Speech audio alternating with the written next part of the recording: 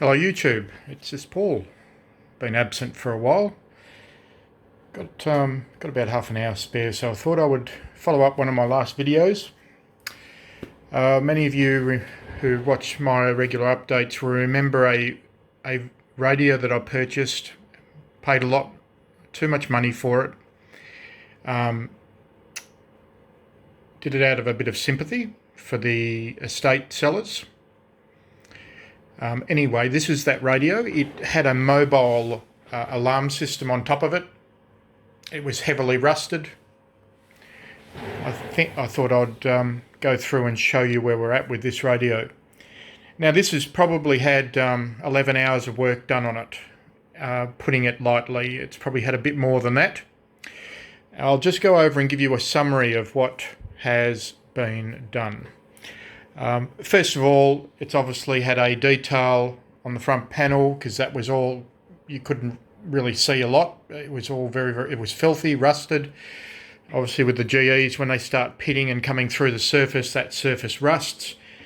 So you've got to be very careful when cleaning, but with the GEs, they generally get one good cut out of the chrome, and that's what's occurred here. All right, so with the radio, I've replaced this side panel. That was all rusted. It had holes drilled in it. This side, I replaced this side as well from Parts Radios. Replaced all the screws. The screws were all rounded over, all wrong screws put in it. There were wood screws in it, you name it. So what have we done? All right, so the first thing you notice, I've got a chip holder in here. I put that in there because needed to repair the tracks on the other side, which I did a video on. Did a lot of cleaning up down here. This is the one that had the big lot of gunk here to hide channel mods. Did a track jumper here to here. Put back in R221, which had been removed for a slider. The caps are still yet to be done, and I need to replace this VCO because it hasn't got full coverage on the 40 channels. I put in the new cap here.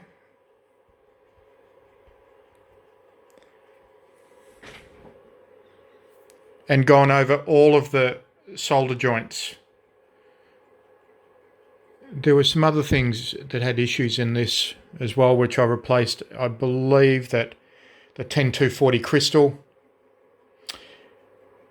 and a whole lot of underneath work was done as well. Oh, and I sanded the covers and clear coated it in lacquer. Interesting thing, how the RF transmitting affects the lacquer. It actually goes into this crystal form on every single one of these I do, but it's still far better looking than the rusted bit of tin in the back of these radios. All right, I'll just give you a turn on and plug the mic in. Obviously I did the meter bulb, had to pull the meter apart, clean it, did that. Okay, there's nothing much on tonight.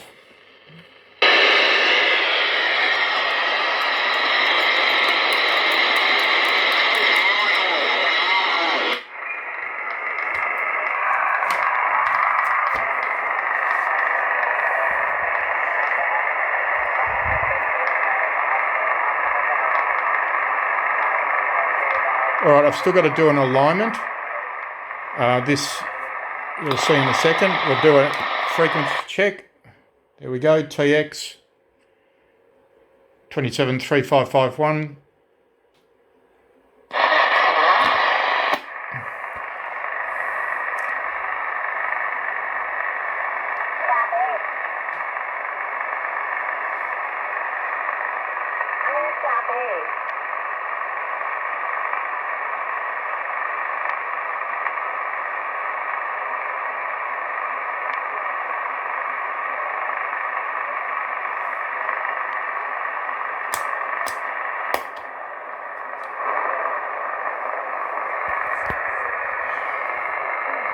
So that's where we're at. So the next stage is to do an RX alignment. I'll do that over the next couple of days. I'll also do all of the upper and lower sideband audio. When I'm doing that, I'll do that after I've replaced all the caps. Okay, so that's the next stage. So I'm going to just pop in some of the horrible nasties that was on this when I first started reassembling. Oh, that's right. In the back of all the switches here were connected to channel switches. None of these switches worked. So I had to go back, reconnect and rewire that front panel. And that's the beauty when you have a lot of radios to compare against. It makes an easy job. So between the schematic and your reference radios, you can generally get a job done. All right, guys, I won't go into too much detail, but I've had a lot of challenges medically. 3 major operations on 3 different parts of the body. I'm not recovered yet, but it's taken a bit of the energy away from radios. Otherwise, I've got a lot of work sitting here, projects that have to be finished. I'll show you where we're at with the collection of radios that I've worked on and produced videos on, just to give you a summary. Okay, these are all the radios that we've produced videos on, with the exception of which one? This GE here, that's got to be restored. I've got 2 others that I've bought needing restoration as well. This cheater works. I've just got to replace the meter and do some caps. Let's see. Other than that, I've got some cosmetic projects, 2 there to do, the Uniden Grant and the President Grant, which have both been serviced by myself. I've built up my GE collection again from all those ones that I sold. So to give you some idea, they're all B models, they're A models, they're Cybernets. That's a new one that we've just finished. It took 2 radios to build that one, and a friend of mine helped finish it off. Another radio from my youth. And then on top of that, there's that.